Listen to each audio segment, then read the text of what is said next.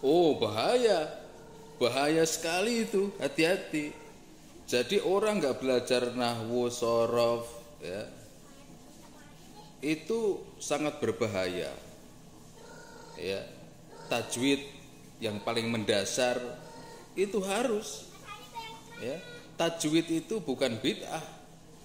Iqra bukan bid'ah itu yang abatasa sampai ya itu bukan bid'ah walaupun Nabi tidak mempelajari, Nabi tidak nyuruh para sahabatnya belajar abatasa, enggak disuruh itu. Zaman Nabi enggak ada alif ba ta sa jim sampai ya, itu enggak ada zaman Nabi. Ya, belajar abatasa abata itu enggak ada. Tapi itu bukan bid'ah dolalah. Justru bid'ah yang seperti itu adalah bid'ah hasanah. Nah, ini yang membedakan bahwa bid'ah itu tidak semuanya dolalah, ada bid'ah hasanah. Abatasa jahakho itu enggak ada di zaman Nabi, belum ditulis seperti itu, enggak ada titik, enggak ada koma, enggak ada harokat, enggak ada syakal, enggak ada. Sampean tahu Quran, kamu bisa baca Quran sekarang itu belajar dari mana kalau semuanya bid'ah? Itu sampean, pikiran sampean itu yang dolalah. Jadi pikiran ini dipakai supaya tidak dolalah. Bagaimana? Yaitu pelajari semua. Ilmu itu berkembang. Ya.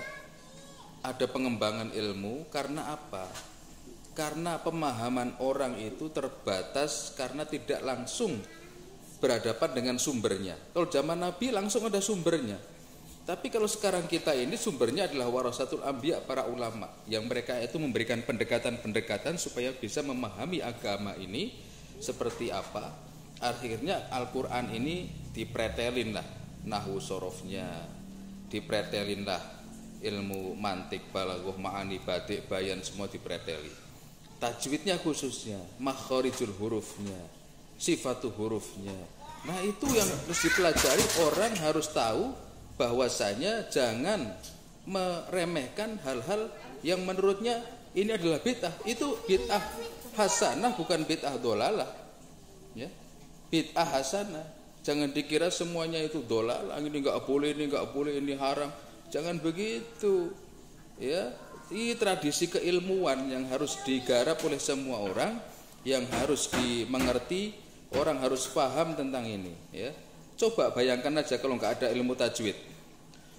Bismillahirrahmanirrahim. Surat Al-Ikhlas contohnya.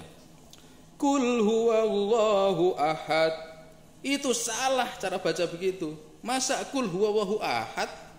Salah. Salah itu bacaannya. Ini orang yang nggak belajar tajwid pasti bacanya qul huwallahu ahad.